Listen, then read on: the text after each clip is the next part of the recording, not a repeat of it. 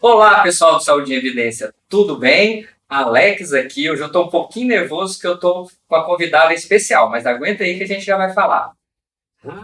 Rafael Aziz, ou Assis, eu sempre faço essa piada sem graça. Prometo que é a última, tá, Rafa? Tudo bem?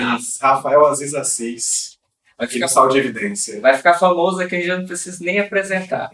Pessoal, o motivo do meu nervosismo está aqui na minha frente. A minha presidente, a presidente do meu conselho, Lorena Bahia. Lorena Bahia, tudo bem?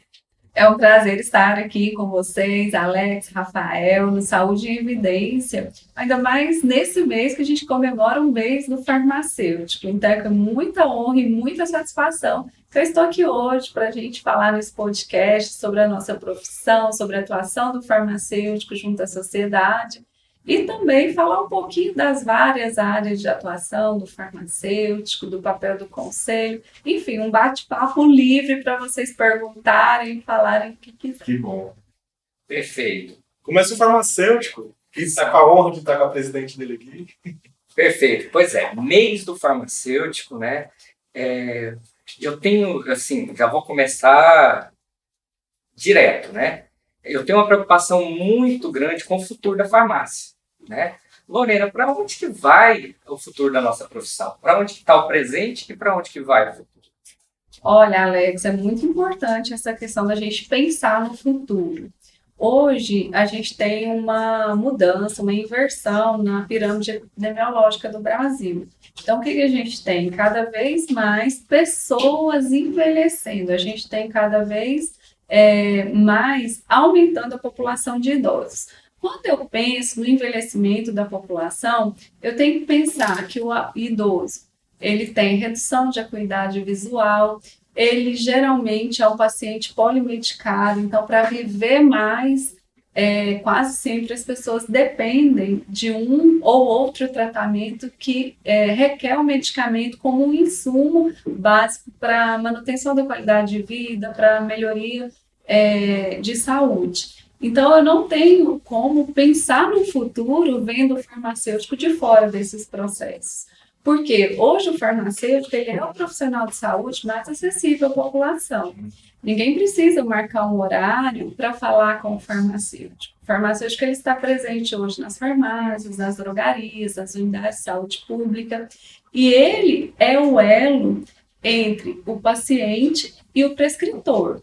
Então, por exemplo, se eu tenho um paciente que tem várias comorbidades, hoje ele vai no cardiologista, amanhã ele vai no geriatra, mês que vem ele está tratando com uma outra especialidade, é na farmácia que eu consigo fazer conciliação medicamentosa, que eu consigo orientar esse paciente, que eu consigo visualizar se esse paciente ele tem algum medicamento prescrito em duplicidade, é onde eu posso orientar em relação a esses medicamentos, devem ser utilizados com alimento ou não, se tem interação medicamentosa entre os diversos medicamentos que ele faz uso. Então, eu vejo com uma perspectiva muito positiva a atuação do farmacêutico. E hoje a gente não pode pensar também no farmacêutico como um profissional só do medicamento. O farmacêutico ele está ligado à questão da atuação em práticas integrativas, com qualidade de vida, com promoção da saúde, com a clínica. Então, são diversas atividades que vem aumentando em função da demanda e da necessidade da população. E eu vejo o farmacêutico trabalhando muito fortemente, Rafael está aqui, é biomédico, é um trabalho multiprofissional. Então, saúde não se faz somente com uma única profissão. A saúde, quando eu penso em qualidade de vida, em melhoria do processo de saúde e doença, eu tenho que pensar na soma dos saberes dessa equipe multiprofissional. Então, o farmacêutico hoje ele trabalha muito bem com outras profissões, com a medicina, com a biomedicina, com a enfermagem, com a psicologia, com a nutrição, com o educador físico. E é essa soma desses saberes que faz a diferença na vida das pessoas. Então, assim, eu percebo que a nossa profissão ela tem ocupado espaços que antes talvez fossem, digamos assim, reservados para uma única profissão. E isso acontece também em diversas áreas, na estética mesmo, né? Hoje a gente tem uma atuação multiprofissional do biomédico, do farmacêutico, do enfermeiro, do cirurgião dentista, e quem ganha com tudo isso é a sociedade. Então, é a sociedade que pode contar com um profissional que é acessível, é a sociedade que tem um profissional à sua disposição nos hospitais, nas farmácias, né? Hoje, no balcão da farmácia, a gente tem que ter sempre a presença de um farmacêutico. Então, enquanto a farmácia está aberta, ela tem que garantir ali a presença do farmacêutico, porque é esse profissional que faz da farmácia um estabelecimento de saúde. Você falou da multidisciplinaridade, que eu acho extremamente importante, inclusive na área da saúde, né? Sobretudo na área da saúde. Você acha assim que essa hierarquia que existia ou ainda existe na área da saúde, ela foi enfraquecendo e as outras profissões da área da saúde foi ganhando visibilidade, ou simples e puramente as outras classes da saúde que são tão importantes que foram conseguindo seu espaço? Que você acha que foi porque vinha, assim, mais ou menos? Eu acho que são as duas coisas, Rafael. Se a gente pensar assim, na década de 70, 80, antes mesmo de surgir a Constituição Federal no país, a gente tinha um modelo de saúde que era hospitalocêntrico. Então, a saúde era muito centrada no médico. E as pessoas, assim, elas se preocupavam em ter leitos para internação, eram muito preocupadas com a questão de tratar a doença. E hoje a gente tem um conceito de saúde que é amplo, né? A saúde não é só a ausência de doença, é bem-estar, envolve renda, envolve questões familiares, né? Qual a saúde preventiva? Sim, e nesse contexto, a multidisciplinaridade, ela tomou corpo e tomou força, porque eu não tenho como trabalhar prevenção de saúde somente com uma profissão. Eu preciso envolver os outros profissionais. Até porque se a saúde dependesse de um único profissional, a gente não poderia ter aquele olhar que a gente tem, que é um olhar holístico para o paciente, é tratar o paciente como um todo, né? Quando eu penso na questão de tratar uma insônia de um paciente, não adianta só eu ir lá, dar para ele um medicamento e não tratar a origem dessa insônia. Então, isso se faz com equipes multiprofissionais. E eu acho que esse novo modelo de saúde, ele traz a oportunidade para que a gente atue em conjunto para trazer melhores resultados terapêuticos para os nossos pacientes. E na questão do farmacêutico, propriamente dito, na atuação em drogarias, a multidisciplinaridade hoje ela é bem falada, ela é falada em hospitais, no SUS, né? Mas na parte ali particular, né? Onde a gente vê maior atuação do farmacêutico hoje é em drogarias. Será que alcançaria isso um caso bem típico da farmácia clínica, né? Que eu vejo o pessoal falando há muito tempo, que vai decolar, está decolando, tem mercado hoje mesmo para farmácia clínica? Hoje, Alex, a gente tem vários exemplos de profissionais que, ao diagnosticar um paciente, por exemplo, paciente diabético, ele encaminha esse paciente para a farmácia, eu digo do comércio varejista, né, de uma drogaria, e já temos farmacêuticos que são especialistas nesse nicho de mercado. Então, o paciente vai ser insulinizado pela primeira vez, o médico referencia esse paciente para essa farmácia e o farmacêutico faz todo o processo de introdução à insulinização desse paciente. Então, vai explicar para esse paciente como que é a aplicação da insulina, como que é a conservação desse produto para que não tenha redução proteica e minimização dos efeitos, né? Vai explicar também a questão do rodízio durante a aplicação, para que não aconteça nenhum efeito colateral. Vai falar como que essas seringas, agulhas utilizadas devem ser descartadas. Então, hoje a gente tem farmacêuticos que prestam serviços e que isso é bem divulgado junto à equipe multiprofissional para que possa ser agregado ao atendimento da farmácia mesmo. Então, várias farmácias, elas têm a opção do serviço clínico mesmo. Tem a sala de atendimento farmacêutico, onde o farmacêutico também presta diversos serviços, como aferição de pressão arterial, monitoramento da glicemia capilar, faz a triagem também, monitoramento do colesterol, perfuração de lóbulo auricular, então a colocação de brincos também é um serviço clínico do farmacêutico. Então, todas essas atribuições que o Conselho Federal de Farmácia vem regulamentando ao longo dos anos, esses serviços, eles agregaram muito valor ao trabalho farmacêutico. E hoje isso é reconhecido e é divulgado entre outros serviços de saúde. Se a gente pensar na farmácia como estabelecimento de saúde, geralmente ela é a porta de entrada do usuário para um sistema maior, digamos assim. Então, às vezes, quando ele tem um sinal e sintoma menor, ele vai direto ao balcão da farmácia.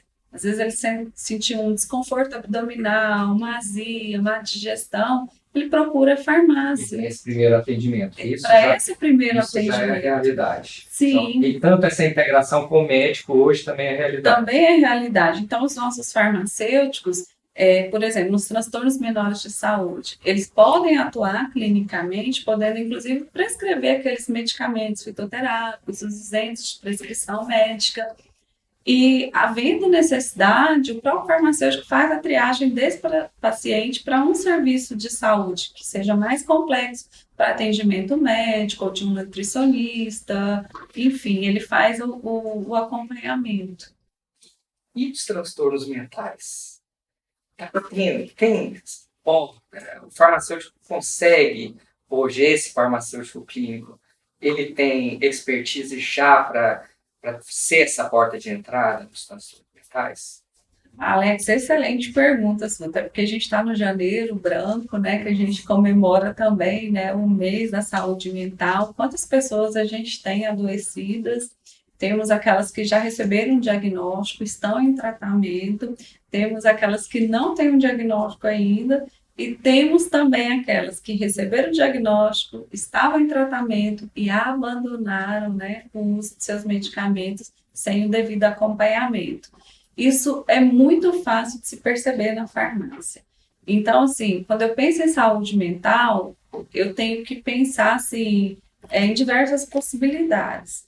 A maioria dos medicamentos que são utilizados para tratamento dos transtornos mentais são medicamentos que causam dependência física, são aqueles chamados popularmente de tarja preta. E muitas pessoas iniciam o uso desse medicamento e acabam fazendo uso prolongado para o resto da vida sem que haja necessidade.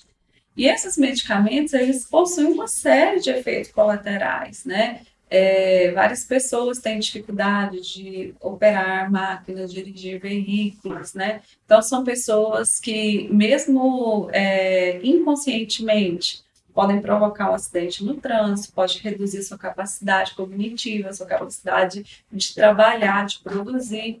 Então, o farmacêutico, quando ele faz o acompanhamento desse paciente, ele tem a chance de trabalhar junto com o médico para minimizar os efeitos colaterais e para ajudar esse paciente a fazer uso do seu medicamento com, assim, um menor índice de transtornos advindos do uso irracional de medicamentos, né?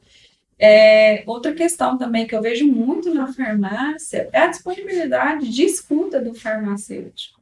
Eu já trabalhei em drogaria e às vezes as pessoas chegam até a farmácia somente para serem ouvidas, tem necessidade de expor suas queixas, e é nesse momento que talvez ele se abre como profissional de saúde, que você descobre, digamos assim, coisas desse paciente que ele não abriu para outros profissionais. E a própria percepção do farmacêutico em relação a algumas sintomatologias. Isso que eu fico mais assim.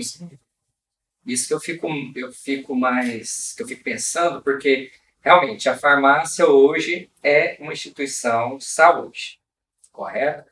Então, por que não um treinamento mais específico ainda, né, nessa área? Eu creio que assim, a gente ia melhorar muito esses diagnósticos, ia melhorar. Não que o farmacêutico faria um diagnóstico, pelo amor de Deus, não é isso que eu estou falando, não. Mas esse encaminhamento, essa triagem, esse primeiro cuidado, né, seria excepcional. Mas que bom que a farmácia clínica está indo. Eu estou um pouco longe, eu fico pensando, né, que eu vejo muitas queixas de alguns farmacêuticos. Não tem serviço. Farmacêutico hoje ele é visto como um vendedor de crédito para celular. Né? E eu conto várias histórias de pessoas que estão ao nosso redor que muda isso completamente. Né? Hoje, o farmacêutico, na questão da educação, eu estou falando como uma opinião que ninguém está nos escutando, como um grupo de profissionais. O farmacêutico gosta de estudar, Lorena? Eu posso afirmar para você, Alex, que a maior parte dos farmacêuticos valoriza muito o conhecimento. Por quê? É através do estudo contínuo que você adquire segurança para a sua prática. Então, assim, a farmácia é uma profissão que ela está em constante atualização, principalmente a parte da legislação. Com a pandemia mesmo, mudou-se muito a questão da prescrição de medicamentos, validade da receita.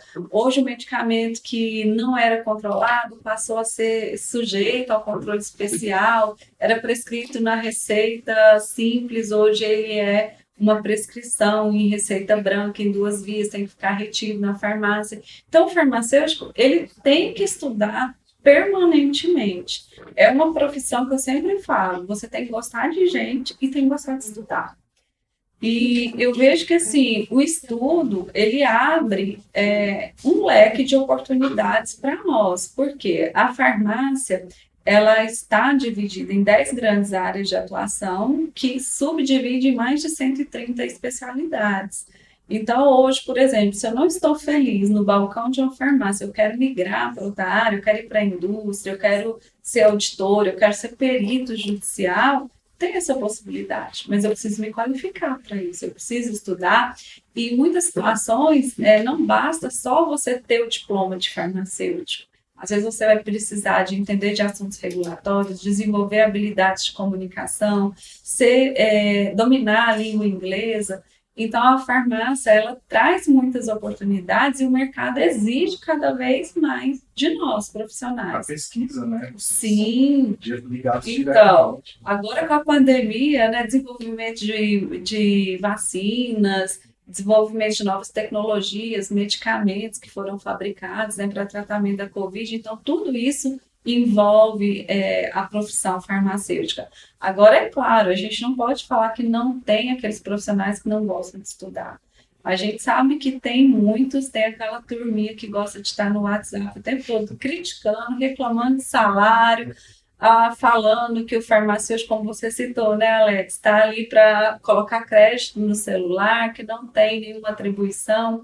Tem aqueles que se apegam, muito a carga burocrática que tem na nossa profissão. Às vezes ele fica lá no fundo da farmácia fazendo o registro de medicamentos controlados, se focando somente no estoque e esquece do mais importante, que é cuidar de pessoas, cuidar de vidas. Então, esse profissional, eu não tenho medo nenhum de dizer, ele vai ser um profissional infeliz, frustrado com a profissão e sempre vai querer terceirizar a sua frustração, talvez para as entidades classistas, talvez para o governo, ele sempre quer achar um culpado porque que ele não prospera, porque que ele não tem sucesso na vida.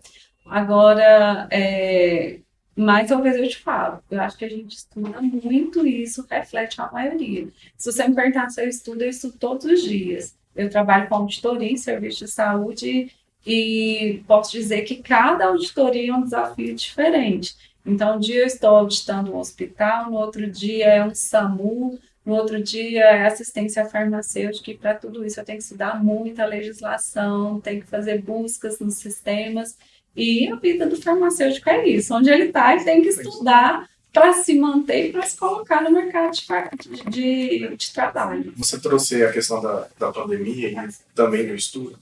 Talvez eu esteja fora da bolha da farmácia, mas durante a pandemia eu senti muita falta da força e da voz do pessoal da farmácia relacionado sobre os assuntos de medicamento, fazer uso de alguns medicamentos por um Covid não ter efeito. a gente tentava ouvir muito só os médicos, mas eu senti falta da força da farmácia. Falei, não, peraí, é assim que é, o remédio é isso, o remédio é aquilo, faz isso, faz aquilo. Qual que é a sua visão sobre isso? Olha, A cloroquina. Ivermectina, cloroquina. Ivermectina, As famosas. cloroquina. Não faltou uma ponta da farmácia como um todo ali entrar no assunto, porque assim, o profissional que entende, me desculpe o restante, mas quem entende de medicamento é o farmacêutico. Exato. Não faltou o farmacêutico chegar aqui e falar assim, quando eu falo farmacêutico, as entidades em geral. Faz mal, não faz mal, então está estudo e quem define sou eu. Alex e Rafael, contar para vocês. O Conselho Regional de Farmácia do Estado de Goiás foi a primeira entidade que representa farmacêuticos a se posicionar publicamente a favor da ciência, a favor da verdade, combatendo as fake news que surgiram durante a pandemia em relação ao uso de medicamentos. E naquele momento nós fomos muito bombardeados porque existia uma polaridade no nosso país. Então, quando se falava cloroquina não faz efeito para tratamento da Covid, ivermectina é um antiparasitário, não tem efeito na Covid, as pessoas entendiam que o conselho era contra o governo da época. Mas nós nunca tivemos medo, porque a gente sempre trabalha com a medicina baseada em evidência. Se tivesse alguma evidência científica que sustentasse o uso de ivermectina, de cloroquina para tratamento do Covid, o Conselho Regional de Farmácia também seria o primeiro a se posicionar publicamente na defesa desses medicamentos. Então, assim, nós sempre nos posicionamos, a gente tem nossa diretoria, o professor Daniel Jesus, que é farmacologista, trabalha na indústria de medicamentos, e ele foi, assim, para diversos canais de comunicação explicar o porquê do Conselho Regional de Farmácia emitir as notas técnicas em defesa da ciência e combatendo essas fake news. Nós pagamos um preço alto por isso, mas hoje eu tenho orgulho de ver que nesses processos hoje que estão existindo contra diversas prefeituras em relação à compra de medicamentos sem a necessidade, ao mau uso do dinheiro público, sempre o Conselho Regional de Farmácia tem sido citado nesses pareceres jurídicos de forma positiva. Então, eu falo assim, que não tem nada melhor do que você trabalhar com a verdade, trabalhar com a ciência e saber que a gente fez parte e optamos pelo lado certo da história. Porque hoje a gente está vendo aí quanto desperdício de recursos públicos a gente teve, quantas mortes, né, nós tivemos pelo uso inadequado desses medicamentos.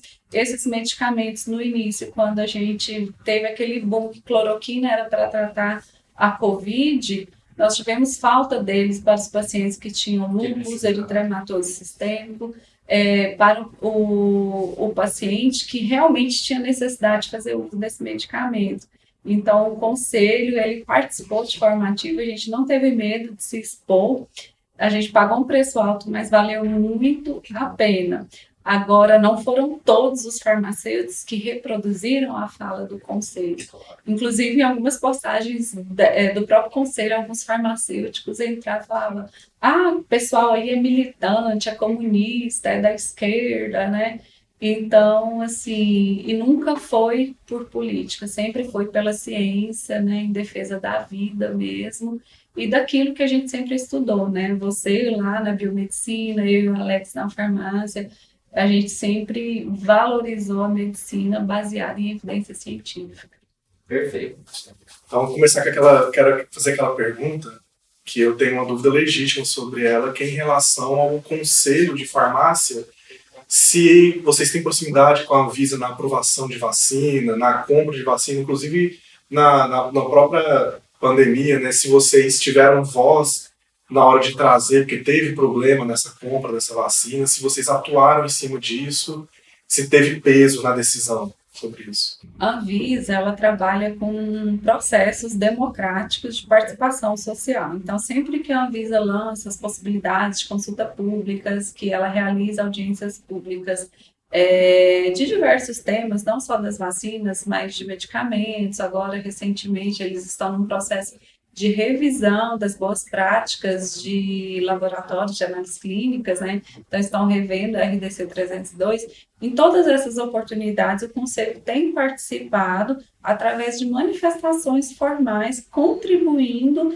nessas consultas públicas. Então, a gente participou, sim. A gente também trabalhou muito na questão da logística de vacina dentro do nosso estado. Então, o Conselho Regional de Farmácia ele foi posto de vacinação para farmacêuticos, foi o primeiro conselho a conseguir ser um posto de vacinação, para que a gente vacinasse não só os farmacêuticos, mas também os técnicos de laboratório. Então, a vacina chegou no nosso país na segunda quinzena de janeiro de 2020, dia 3 e 4 de fevereiro, a gente estava vacinando os nossos profissionais.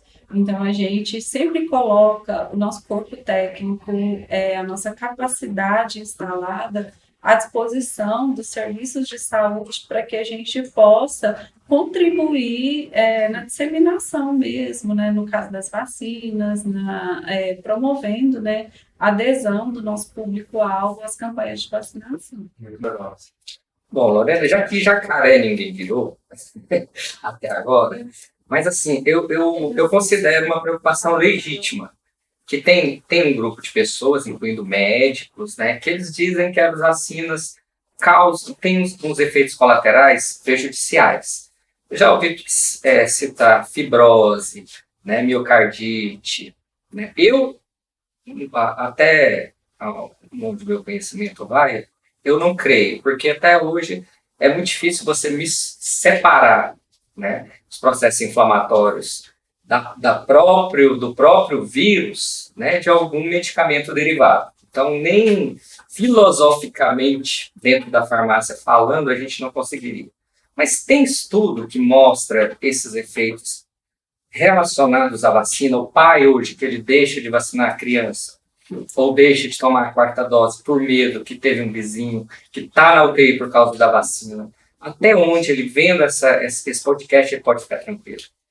Alex falou de um ponto muito importante. A gente não pode colocar na conta da vacina todos os efeitos colaterais, tudo que aconteceu após esse período. A gente não sabe separar o que realmente é consequência do vírus, da doença, e o que é fruto do biológico que a gente está utilizando. Das medicações que tomaram, né, por mês e tal. Eu falo assim, que a vacina, ela é um medicamento, né, um imunobiológico, e ela tem efeitos colaterais, sim. Agora, o risco que a gente corre de deixar de usar uma vacina é muito maior, é infinitamente maior do que você se vacinar. A vacina, ela cumpre hoje o papel pelo qual ela foi aprovada, que é a redução do número de mortes e a redução de internação por casos graves. Então, a gente percebe isso através da redução do número de leitos nos hospitais. Então, a gente teve um ganho muito grande para a sociedade. Agora, a vacina, no caso da Covid, ela não vai impedir você de pegar a doença mais uma vez. A gente tem um vírus que sofre mutação, então a gente vai precisar de outras doses, porque novas cepas vão surgindo e novas vacinas vão sendo desenvolvidas. É como a gripe H1N1. Então, um dia você tem H1N1, no outro dia H2N3, e as vacinas vão tendo as suas cepas atualizadas, né, para que ela possa fazer efeito para a população. Então, assim, a gente tem necessidade de cumprir esse cronograma vacinal. Agora, eu entendo o medo que a população tem. Tudo que é novo gera medo. A gente está naquela fase que a gente chama de observação, quando a gente pensa no medicamento, que é o período pós-comercial. Então, a vacina ela foi desenvolvida muito rápida, e agora que a gente vai começar a ter estudos com dados mais robustos, que permitirão aos pesquisadores, à ciência, a levantar elementos que sejam mais evidentes em relação a esses efeitos que a gente tem da vacina. pode ser que lá na frente se confirme essa questão, por exemplo, da fibrose, Sempre doença crônica, né? Isso. Os efeitos colaterais cardíacas, em relação à vacina da Covid sempre é algo crônico e grave. É a única vacina Sim. E se a gente que se pegar suspeita, assim, né? o início da pandemia, quantas pessoas morriam por dia no Brasil e no A mundo? memória é curta. Sim. Então foi uma época de muito sofrimento e eu acho que hoje a gente tem um alívio. Mas e essa decisão de tomar ou não a vacina? Ela é pessoal da sociedade? Sim, no país que a gente vive, com as leis que a gente tem, é permitido, é uma decisão pessoal. Mas eu acho que a gente tem que pensar no coletivo também. Eu não posso sobrepor questões pessoais acima da coletividade. Ideológico, pessoal. Sim. Então, eu falo assim, eu já tomei minhas 4 doses, já estou com o braço pronto para a 5ª dose. Sou profissional de saúde, eu frequento muito o ambiente hospitalar, então eu quero estar protegida e vacinada. Eu não tenho saudade daquela época que eu fiquei na minha casa, que a gente só saía de máscara, que a gente tinha medo dos nossos filhos, dos nossos pais se contaminarem, porque a gente não sabia o que poderia acontecer. A maioria de nós perdemos Sim. pessoas. Então, assim, por isso que eu defendo a vacina, o uso da vacina. São casos muito isolados que a gente escuta de pessoas com efeitos colaterais. Às vezes você escuta, porque fulano morreu por causa da vacina. Então, assim, qual que é a comprovação que realmente foi por causa da vacina? O que aconteceu? Pode até ser, né? Porque assim, agora eu vou dar até minha opinião dessa pergunta, porque é um medicamento, né? Para você ter ideia, pessoas morrem por tomar dipirona. Não estou falando de alergia, estou falando pelo próprio efeito da medicação. Pessoas morrem por tomar paracetamol. Então, e pessoas podem morrer por tomar um imunobiológico, como é a vacina. Mas é igual você falou. Eu sou até...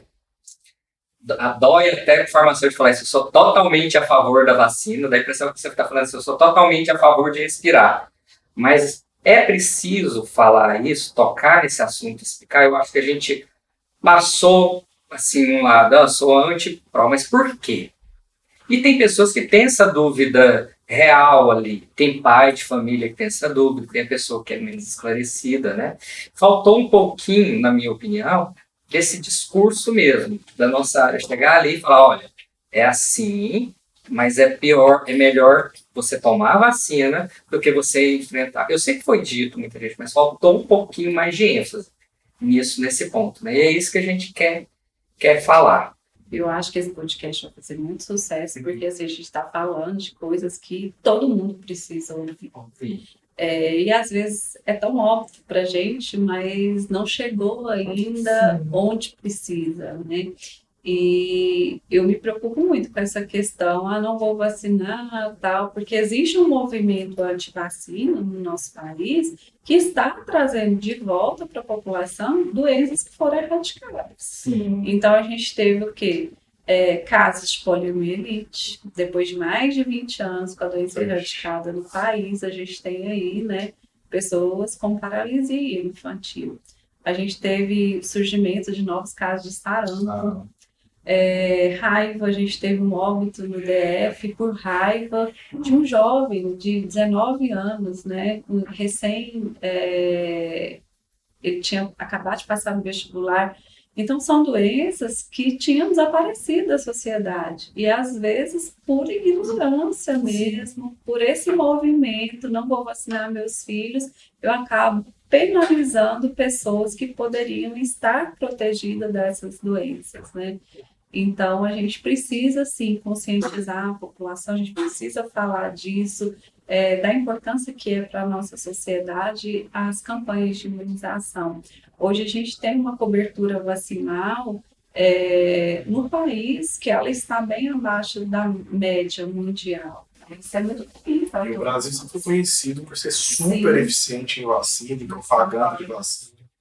E não só agora, isso super partidário, né? Eu lembro campanhas na época até do período da ditadura, né? De reforçar a vacina.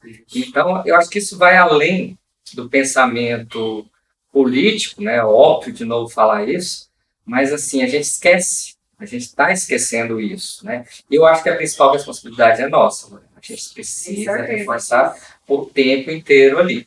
Eu sou da época da ditadura que a gente tomava vacina de revólver na escola. Pressão, eu também. Tem que ter a marquinha, era orgulho ter a marquinha da vacina, né? E de lá para cá só evoluiu. Toda a tecnologia, não é possível que, né, apesar da Covid ser diferente, um pouco, não muito, né, fisiopatologia total, mas a gente domina, precisa ter essa confiança, certo? E você falou da questão até tecnológica, apesar da Covid ter sido diferente em relação a isso, mas o processo pandêmico não é desconhecido na sociedade, não é novo. E nós tivemos, com a nossa tecnologia, um desenvolvimento dessa vacina extremamente rápido comparado aos outros processos pandêmicos que nós tivemos. Então foi muito rápido. Eu acho que foi uma questão também, por isso que gerou dúvida, né, que no olho do furacão, polarização exagerada, aí surgiu esses questionamentos aí que o pessoal trouxe dúvida para a sociedade. Mas acho que agora, com o passar da pandemia, com a calmaria, né, não acabou, o vírus não desapareceu, ele ainda está aí, mas agora acho que está no momento das pesquisas agora se consolidarem, né, dessas dúvidas que a gente está conversando aqui, elas serem completamente sanadas na sociedade. E acho que é bola para frente. E ficou, eu acredito, no meu otimismo, que a lição ficou para a nossa sociedade no geral, não só brasileira. Eu acho que a lição ficou. Muita gente não, acho que agora é bem menos, mas persiste na ideia radical, mas pessoas mesmo que eu conheço, que na época foram contra, tinham dúvidas, hoje já viu, não era bem assim, realmente, a gente tem que mudar, melhorar. Pessoas que eu conheço que na época foram contra, perdeu parentes, assim, aí os parentes que vacinaram estão aqui, e os que não vacinaram foram, aí eles assustaram. Então, assim, eu acredito que a lição ficou. Eu espero que seja, né, bem dentro dos seus 30 e poucos aninhos, você acredita? Eu sou um pouquinho, eu prefiro a luta ainda, não baixa a guarda ainda não. Não, agora nunca vai. Lorena, mas assim, a pandemia acelerou, né, a questão científica, tecnológica, isso é fato, e trouxe algumas questões também que eu quero pontuar aqui na questão da telesaúde, né? A gente fala muito hoje em telesaúde, e eu vejo com bons olhos, a gente já falava disso, já tinha projetos disso há 4, 5 anos atrás, antes da pandemia, e eu vejo os conselhos hoje já normatizar um pouquinho, normatizar e normalizar, antes normalizar até, a telesaúde. O Conselho de Farmácia, o que ele pensa da telesaúde, da própria telefarmácia? Há projetos de pensar, pelo menos, esse assunto? Não falo nem simplificar, que é uma coisa complexa.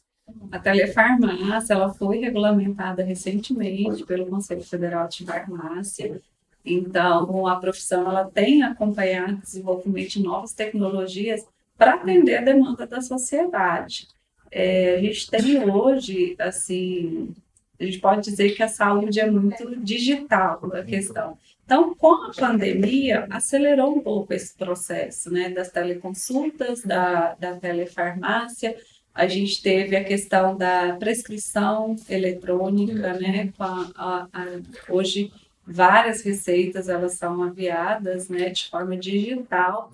Então, o farmacêutico também teve que se adaptar para esse novo momento, né? Então, hoje a telefarmácia já é uma realidade, né? A gente tem softwares que são reconhecidos pelo Conselho Federal de Farmácia e que já atendem essa nova necessidade do mercado. Então, nós somos profissionais que estamos aptos, né, e regulamentados juridicamente a contribuir nesse processo. E há alguma conversa entre os conselhos para essas integralizações? Eu digo, médico, farmacêutico, outros prescritores e a telefarmácia, é esse diálogo? Sim, aqui no estado de Goiás a gente tem o Fórum dos Conselhos de Fiscalização da área da saúde e essa é uma pauta, é uma bandeira do fórum.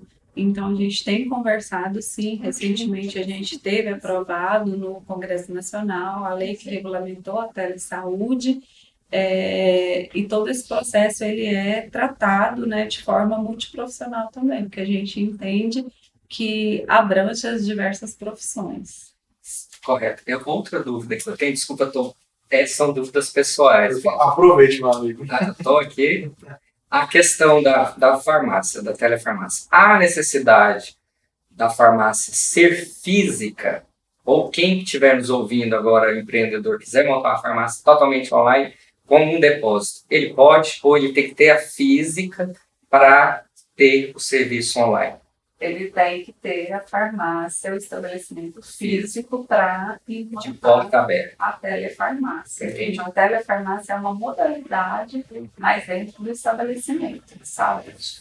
E, assim, é importante diferenciar também que hoje a gente não tem a figura do farmacêutico remoto como responsável técnico. Porque muita gente confunde isso. Ah, então agora eu vou poder ser responsável técnico por 20 farmácias, só ficar no WhatsApp. Não, telefarmácia não é isso. Sim. Eu tenho um responsável técnico pelo meu estabelecimento de saúde e ele não é o mesmo farmacêutico que lá na telefarmácia, dando o atendimento às orientações do seu paciente. Importante isso. Mais um gancho, supermercado vendendo medicamento. Aqui em Goiânia, né, parece que tem, não sei se é em Goiás ou em Goiânia, um projeto, ou teve, né, desculpa até a falta de... Mas, assim, vai poder supermercado vender medicação? E minha pergunta, com ou sem farmacêutico, vai abrir um campo ou é uma tentativa de não ter? Antigamente vendia de pirona, né? Em supermercado. Nós já tivemos uma época Eu comprei que era muito. comercializado. Infelizmente, existe um projeto de lei no Congresso Nacional de autoria de um deputado goiano, que é o deputado federal Agostinho da Fox. Agostinho da Fox. Foi reeleito agora para que os medicamentos, né, isentos de prescrição médica possam ser comercializados em supermercados. Nós nos posicionamos de forma contrária a esse projeto de lei, por quê? A gente entende que medicamento não é uma simples mercadoria. Não é como uma bala, como uma fruta que você pega no supermercado, leva para sua casa e não precisa de uma orientação para fazer o uso correto. Então, esse é um projeto de lei que corre no Congresso Nacional. Ele tentou colocar o projeto para votação em regime de urgência no final de 2022 e ele perdeu a votação para o regime de urgência porque eles não conseguiram quórum. Então, eu acredito que o projeto ele continua tramitando e a gente vai continuar lutando em defesa da sociedade e pela promoção do uso racional de medicamentos. Então, hoje, o quantitativo que a gente tem de farmácias no país é um quantitativo que é suficiente para... Com certeza. Tem farmácia em cada esquina. Sim. É coloquial, todo mundo fala isso. Todo mundo sabe. E nessas farmácias a gente tem um farmacêutico presente justamente para orientar o processo, inclusive, de automedicação. Porque esses medicamentos, eles são isentos de prescrição, mas não são isentos de reações adversas. Então, para minimizar essas reações adversas, o farmacêutico ele pode orientar o paciente para que ele use esse medicamento corretamente e tire dessa utilização de medicamentos um benefício terapêutico para si. Existem situações que a automedicação é benéfica, mas ela tem que ser orientada por um profissional de saúde. Sim. Então, por exemplo, eu tenho uma cólica menstrual. A mulher, ela pode se tratar mensalmente quando ela sentir assim? Não pode. Mas o que ela vai usar? Qual que é a posologia desse medicamento? O que ela pode fazer de terapia não farmacológica para ajudar? Uma compressa, de água fria, para ajudar a minimizar. Então, tudo isso o farmacêutico trabalha no processo de dispensação desses medicamentos, né, esses de prescrição. E isso é algo que o paciente ele tem direito de acesso garantido por lei. Então, o conselho ele não defende só que as pessoas tenham acesso ao medicamento, mas tem acesso também à assistência farmacêutica, que é um adjuvante importante para ele ter melhores resultados, né, de qualidade de vida e de saúde. Mais de 20 mil pessoas, se não me engano, vão a óbitos no Brasil decorrente do uso não racional de medicamentos, dentre eles crianças, né? A nossa pergunta é quem vai ser, se isso for aprovado, quem vai ser responsável se houver o aumento desses óbitos, né? Será que vai ser o senhor Velochim da Focus, dos deputados que estão juntos? Né? Isso é uma coisa que a gente precisa pensar bem, publicizar bem, né? E cobrar lá na frente que se houver alguma aprovação, quem vai ser o responsável. Porque a dispensação é um exercício, uma atuação do farmacêutico, que ela é técnica e científica. Né? Quem vai fazer isso? O balconista do supermercado? Né? E a responsabilização? Sem falar o ciclo. Vai voltar para onde? Para o SUS. Esse aumento, quem vai pagar a conta? Né? Isso que a gente precisa debater, e o Saúde em Evidência, a partir de agora, a gente vai fazer uma série falando sobre isso. O Rafa até já está preparando ali, a gente vai falar uma série sobre isso com dados, com documentos, para dialogar. E eu convido também o deputado, se quiser participar aqui, vir aqui participar, explicar o ponto de vista dele e responder essas questões para a gente, né, Rafa? Com certeza. Para a sociedade, não só para a gente. Eu já vi que dos grandes países, né, o Brasil é um dos poucos ainda que é de livre acesso praticamente o uso a venda do analgésico. Né? Você vai nos Estados Unidos ou na Inglaterra, você não encontra analgésico sem prescrição médica. E a gente sabe, né, que a maioria desses analgésicos eles são nefrotóxicos, etc. E aqui né, qualquer um vai.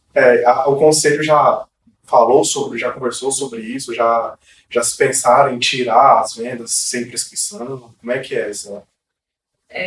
Existe, por parte da Anvisa, uma atualização dessa relação de medicamentos que são comercializados, né, de venda livre. Então, o Conselho também já se manifestou junto à Anvisa, né, que é o órgão que tem o poder, né, de regulamentar as boas práticas de dispensação nas farmácias, inclusive a EBS 44 ela está sendo atualizada pela Anvisa. Então, a gente tem essa preocupação também, porque a gente sabe que as pessoas usam de forma indiscriminada esses medicamentos, né? E cada pessoa ela tem que ser avaliada de uma forma individual. As comorbidades que ela tem, a idade, o peso, a altura, tudo isso interfere na utilização de medicamentos. E é justamente durante a dispensação, que o Alex falou tão bem, que é uma atividade privativa do farmacêutico, que o paciente tem a oportunidade de receber esse medicamento de uma forma adequada. Então, a gente tem essa preocupação, sim. E eu achei muito legal vocês colocaram, assim, de dar essa oportunidade, né, para o deputado vir aqui expor um ponto de vista dele. Sim, claro. Dentro da própria Câmara Federal, a gente tem os dois pontos de vista. Sim. A gente teve, né, a manifestação do Dr. Zacarias Calil também, que é médico, dessa preocupação que o Alex nos trouxe, né. Ele pegou os dados do CINITOX, que é o Sistema Nacional de Informações, né, de Toxicologia, e mostrou que a faixa etária que mais se intoxica com medicamentos são as crianças. Eu tenho uma história minha, de quando eu era criança. Eu lembro do medicamento até hoje, eu não sei nem para que ele é. Chama Alofeno. Eu tomei, sabe para quê? Vou passar vergonha para virar super-homem. Eu tinha 8 anos, mas a mentalidade de uma criança. Entendeu? Quantas crianças... Hoje em dia as crianças são mais espertas, né? Já nascem com o olho aberto. Mas, em todo caso, o risco é muito grande. Toda família tem uma farmacinha, né? Essa farmacinha a gente precisa também repensá-la no Brasil. Então, é uma coisa seríssima. Né? Em primeiro lugar, também, outra coisa que eu queria repensar ali, essa logística reversa de medicamento que ficam nessas farmacinhas, né? Eu estou até desenvolvendo um projeto aqui no Saúde e Evidência em relação à logística reversa. Tem algum projeto dentro do Conselho? Tem alguma sugestão para as prefeituras, para os órgãos, a respeito do Conselho, dentro da engenharia reversa, da logística reversa? Então, a gente tem uma legislação que é nacional, que prevê que a população ela deva entregar, ela deva retornar esse medicamento que ela não faz. Tem até alguns pontos de coletas, não é isso? Sim. Mas eu vejo que as prefeituras não se organizaram para o cumprimento dessa legislação. Então, hoje, você encontra aqui em Goiânia mesmo poucos pontos de coleta. A gente tem alguns que são de farmácias, mas as farmácias fazem isso de uma forma voluntária, elas não são obrigadas a recolher esse produto. Então, muitas, assim, pelo seu compromisso ambiental, social, acabam fazendo esse recolhimento, mas hoje a população goiana ela tem dificuldade de descartar corretamente os seus medicamentos, né? Então, assim, eu até estive participando de uma audiência pública na Câmara de Vereadores, onde eu levantei essa questão da logística reversa, que é uma preocupação do Conselho. Muitas pessoas não sabem nem como se deve descartar um medicamento. E às vezes, por questão de comodidade, ela descarta no lixo doméstico, joga no vaso sanitário, no tanque. Lorena, então, você, presidente do Conselho Regional, é servidora pública e está produzindo um documentário agora para o pessoal da farmácia, para os profissionais. Como é que é isso aí? Conta pra gente esse projeto aí. 20 de janeiro é o dia que comemoramos o Dia do Farmacêutico. E esse ano, de uma forma inovadora, o Conselho Regional de Farmácia do Estado de Goiás preparou com muito carinho o documentário Dose de Amor. Esse documentário é uma forma que a gente tem de mostrar para a sociedade que o farmacêutico não é só o profissional de medicamento, que ele está em diversos lugares e que ele tem feito a diferença. Então, nós vamos, nesse documentário, compartilhar histórias do farmacêutico para que a sociedade conheça e possa usufruir dos benefícios do trabalho farmacêutico. Então, a gente tem uma sessão premiere que vai ser na próxima sexta-feira. Na verdade, 2 sessões, porque a procura foi tão grande que a gente teve que abrir uma segunda sessão. Então, vai ser no Cinex, que é o cinema do Centro Cultural Oscar Niemeyer. E a gente convida todos os farmacêuticos, a sociedade, todos vocês do Saúde em Evidência. A gente faz questão da presença de vocês para assistir o nosso documentário. Então, uma forma da gente prestigiar o trabalho farmacêutico e de apresentar o quão importante é esse trabalho para a sociedade. Então, eu espero todos vocês na sexta-feira, a partir das 19 horas, lá no Oscar Niemeyer. Que legal. Que inveja como biomédico. Perfeito para o pessoal que está formando aí, né, que está fazendo o curso, é uma oportunidade de ouro, né? Conhecer as atividades, né, farmacêuticas, que são diversas, né? Sim. Não só restrito a medicamentos e agora estética, que o pessoal pensa. Falando nisso, fala um pouquinho das áreas de atuação do farmacêutico. Então, a gente tem 10 grandes áreas de atuação em mais de 130 especialidades. Então, nesse documentário, por exemplo, a gente vai contar a história de uma farmacêutica que trabalha numa indústria de stents, né, que são dispositivos que são utilizados, né, para tratamento de aneurisma, embolização. Então, a gente tem assim, farmacêuticos que atuam em diversas áreas. No sistema presidiário, nós temos uma farmacêutica que faz acompanhamento, né, dos detentos. Nós temos farmacêuticos que trabalham com pesquisa, que trabalham na saúde mental. Farmacêuticos que trabalham com gases medicinais, que trabalham com a radiofarmácia. Então, é uma profissão assim, muito abrangente. E essa profissão, eu falo tanto assim, eu sou tão apaixonada na farmácia, que eu falo, se você não está feliz numa área hoje, você pode migrar para outra área, mas continuar sendo farmacêutico. Eu sou exemplo, né? Eu trabalhei muito em análises clínicas. Hoje trabalho com publicidade. Farmacêutico pode trabalhar em publicidade. Claro. Pode não só montar a sua própria produtora, mas trabalhar em indústrias também, né? Sim. Tem muita indústria que contrata farmacêutico para essa área. E é uma área assim, muito promissora, né, Alex? Então, a farmácia, se ela tem muitas alternativas. A gente tem questão da perícia judicial, na saúde pública, a gente tem uma infinidade de oportunidades para atuação. Então, o farmacêutico pode trabalhar na fiscalização sanitária, pode trabalhar como auditor no Sistema Único de Saúde, pode trabalhar na assistência farmacêutica, pode trabalhar nas análises clínicas, consultório farmacêutico. Esse nome consultório a gente pode usar ainda? Ele pode ser utilizado desde que você não se refira a um ambiente dentro da farmácia. Então, a gente tem uma lei, que é a 5991 de 73, que regulamenta um pouco da farmácia. E nela existe uma proibição de se ter um consultório dentro da farmácia. Na época que a lei foi feita, na verdade, era proibido ter um consultório médico dentro da farmácia por causa do conflito de interesse entre as práticas. Mas, devido a essa lei e a RDC 44, que regulamenta as boas práticas nas farmácias, não prevê o consultório, então a gente não pode usar o termo consultório farmacêutico dentro da farmácia. Mas vamos dizer que eu tenho uma clínica multiprofissional. Ali eu posso ter um consultório farmacêutico. Eu posso ter um estabelecimento de saúde só o consultório farmacêutico. Tem KNAI para isso. Tem KNAI para isso, exatamente. Então, é permitido você usar desde que não seja dentro da farmácia. Dentro da farmácia eu posso chamar de sala de serviços farmacêuticos, sala de atenção farmacêutica, sala de serviços clínicos, mas não termo consultório. Farmacêutico na estética também, né, Rafa? Para os meus amigos acadêmicos, na época que eu estava, né, como aluno também, eu sentia muita falta também do conselho dentro das universidades, das faculdades, tanto privada e pública.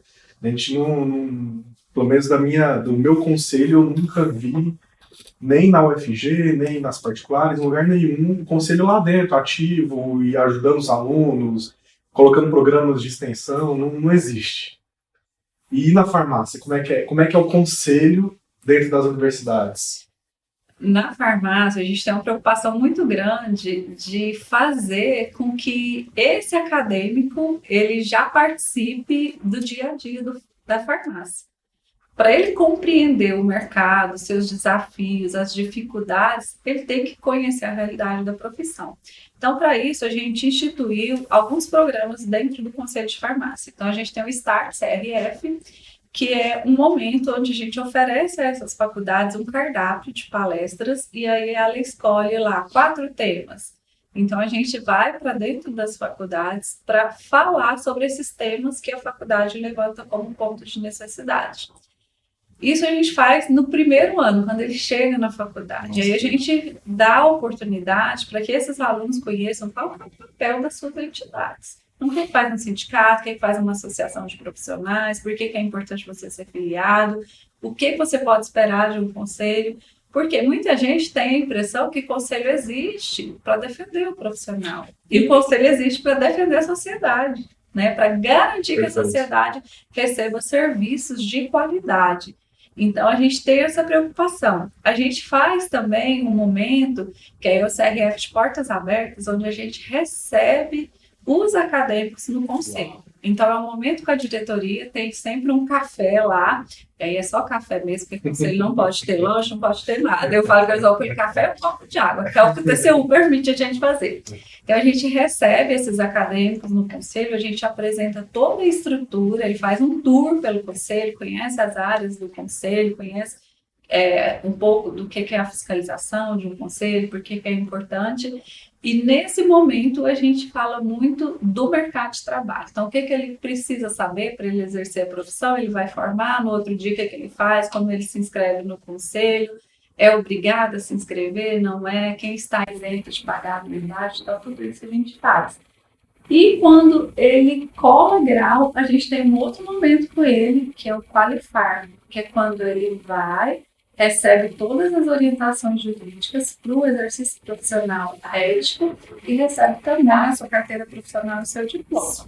Então, são formas que a gente encontrou de melhorar a integração entre conselho, academia e o que a gente chama de futuro da nossa profissão. Se eu quero uma profissão valorizada, daqui 2, 3 anos, eu preciso trabalhar com essa moçada que está lá na faculdade. Então, a gente não faz mais as nossas ações dissociadas. E a gente tem também, dentro do conselho, o Comitê do Jovem Farmacêutico. Então, no Comitê do Jovem Farmacêutico, a gente tem representantes das faculdades, né? e eles trabalham com propostas, com temas, do que a gente pode desenvolver. Eles mobilizam também os acadêmicos para as nossas ações sociais, então várias dessas ações, quando a gente vai para a praça, para o shopping, eles também participam com a gente. E quando a gente precisa de mobilização, por exemplo, aí para Brasília, defender um projeto de lei, essa galera toda está junto porque entende que eles fazem parte desse processo. Então, é uma forma de aproximação, e aí quando ele se forma, ele já sente que o conselho é a casa dele. Ontem mesmo eu participei de uma colação de grau.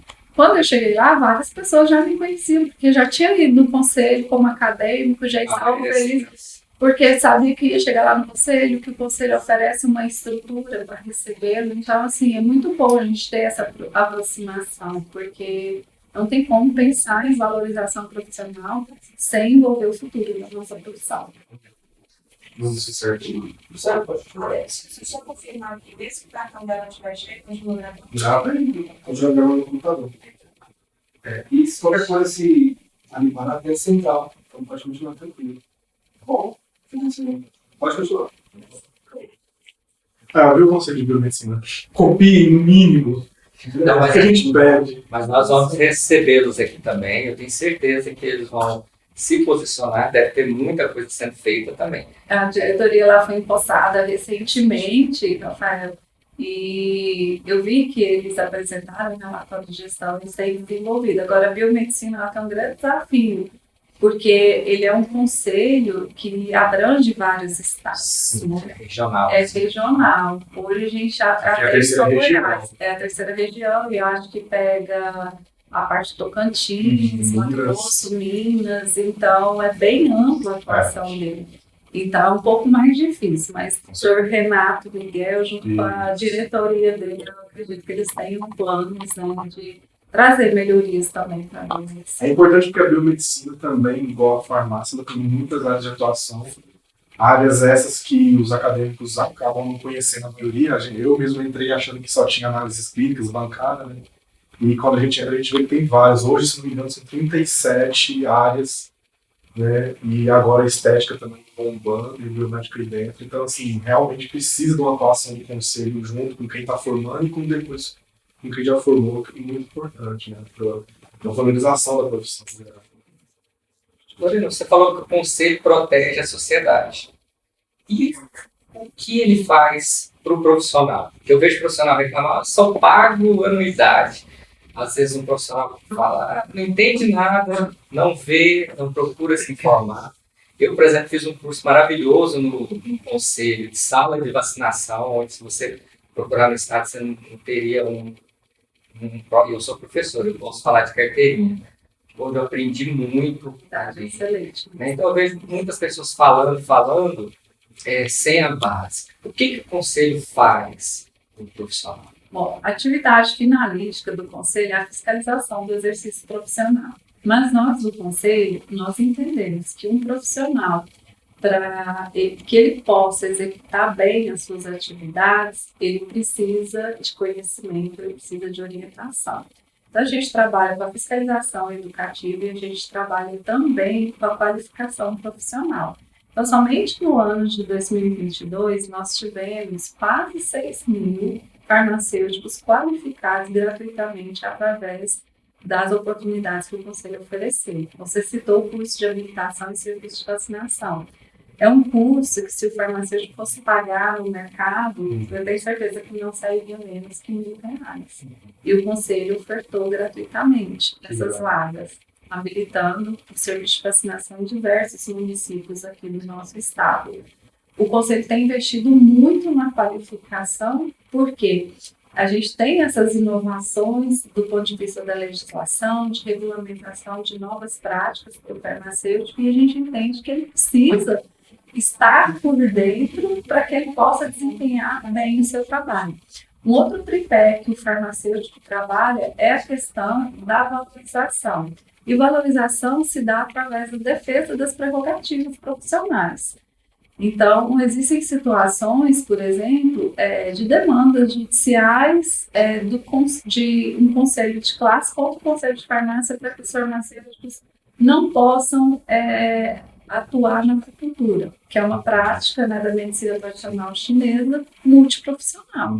Então, o conselho ele tem que defender esse espaço de atuação para o farmacêutico. Foi assim na estética também, na área de farmácia. E a gente trabalha também na defesa dos projetos de lei que interferem diretamente na nossa profissão. Então, hoje a gente tem, por exemplo, projeto de lei, que é o 1559 de 2021, que fala sobre piso salarial nacional para o farmacêutico.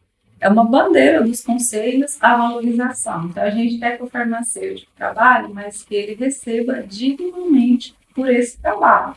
Então, o conselho trabalha na defesa da profissão e trabalha também se posicionando contrário aos projetos de lei que são contra a nossa profissão.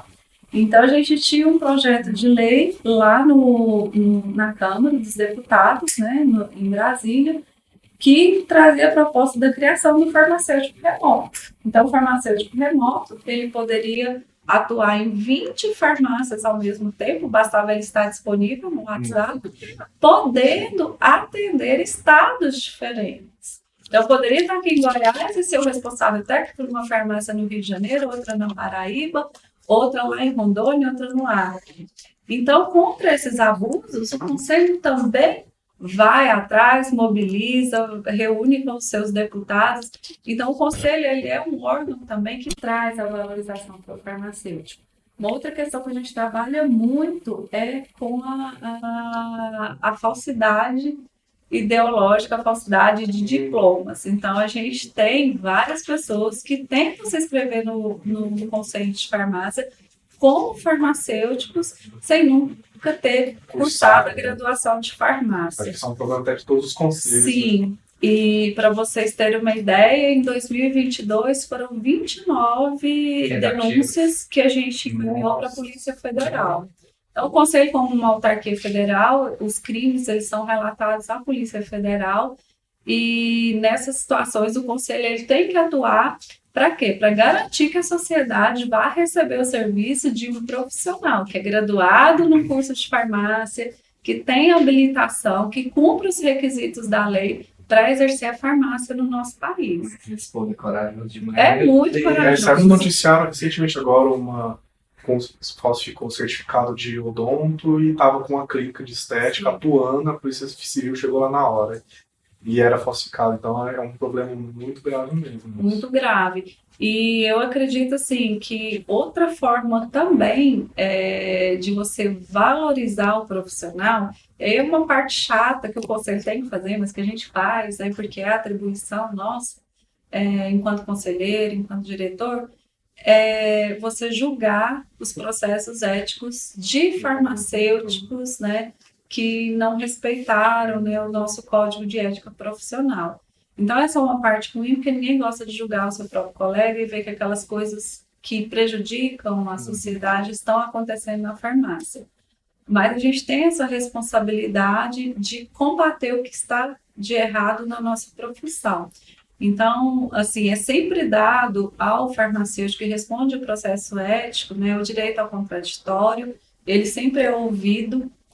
Eu falo, dentro do conselho a gente tem um respeito muito grande pelos nossos colegas, então ninguém é julgado à revelia. Ele tem oportunidade, né, de se manifestar, de apresentar a defesa dele e entendendo que esse farmacêutico, ele cometeu uma falta ética, ele precisa ser penalizado e cabe a nós penalizar. Então, quando você penaliza um mau profissional, automaticamente você traz valorização para o bom profissional. Com certeza.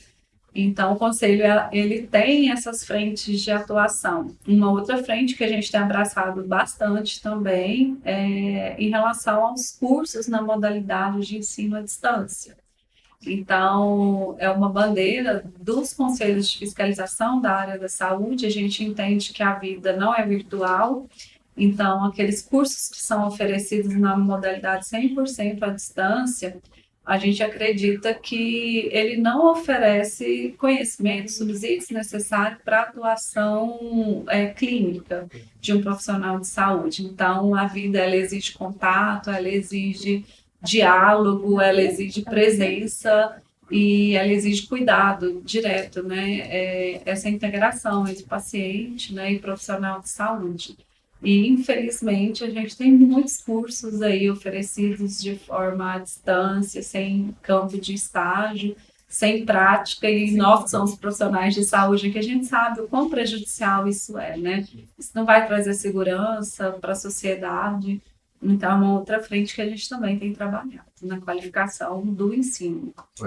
Lorena Bahia, muito obrigado. Obrigado a sua presença mais uma vez aqui. A gente agradece, né? A gente sabe da correria da semana aqui do farmacêutico. Gostaria que você falasse um pouquinho mais dessa semana do farmacêutico, né? Desse dia, da importância dele. E já te convidando para estar sempre presente aqui com o Saúde e Evidência, né, Rafa? Com certeza. Assim, o nosso intuito é deixar não só o Conselho de Farmácia, mas todos os conselhos aqui com parceiro do Saúde e Evidência, para a gente fazer essa ponte para os acadêmicos, para os profissionais. A gente quer diminuir essa distância, se existe, né? E trabalhar sempre junto. Gente, eu estou muito feliz com esse convite, honrada por estar aqui nesse bate-papo com vocês. Vocês, assim, são fantásticos, me deixaram muito à vontade. Então, me coloco à disposição, não só eu, mas todo o Conselho Regional de Farmácia. A gente tem profissionais incríveis, né, que fazem parte da equipe do Conselho, do quadro de conselheiros também. Então, todos estão à disposição de Saúde em Evidência. E para finalizar, como a gente está no mês do farmacêutico, eu queria convidar todos vocês, né, para acompanharem as páginas do Conselho no Instagram, no Facebook, também o nosso canal do YouTube. A gente está sempre divulgando as nossas atividades lá. O Alex falou bem aqui do curso de vacinação. Hoje no Conselho a gente está tendo um curso de injetáveis para farmacêuticos e para acadêmicos também de farmácia. Na semana que vem a gente tem 3 oportunidades de qualificação profissional. Vamos falar sobre perícia judicial. Falaremos também de um grande problema que existe na farmácia, que é a questão das sociedades fictícias, né? Que é aquele farmacêutico que faz de conta que trabalha, legal. E aí o dono faz de conta que paga o piso, né? E é um imbróglio que, infelizmente, traz desvalorização. Então, vou estar com o presidente do sindicato para a gente falar.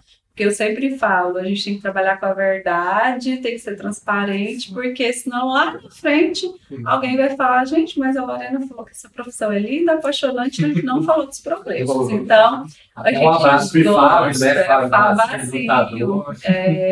Fábio é guerreiro, está iniciando agora a sua vida como conselheiro também, lá do nosso Conselho Regional de Farmácia. É um grande nome da farmácia, agora é presidente da Federação Nacional dos Farmacêuticos, né? Então, tenho muito orgulho da atuação do Fábio. E, então, assim, todas essas oportunidades estão lá. A gente fez uma ação social no último sábado, levamos práticas integrativas para o Bosque dos Buritis. Legal. Então, fizemos a prática do reiki, cromoterapia, acupuntura, fizemos também a parte de auriculoterapia, dança circular, Liang Yong, parece que chama a técnica lá. Eu sei que a gente levou muita coisa da medicina tradicional chinesa para o Bosque como uma forma de mostrar para a sociedade essa atuação do farmacêutico em qualidade de vida, em saúde, tentando desmedicalizar também a vida das pessoas. Então, o Conselho tem feito isso e eu convido todos vocês para participarem, para nos acompanhar nas redes sociais. E, mais uma vez, muito obrigada, estou muito feliz e espero receber esse convite logo para retornar aqui no Saúde em Evidência. A convidada. Pessoal, muito obrigado por nos seguir até agora.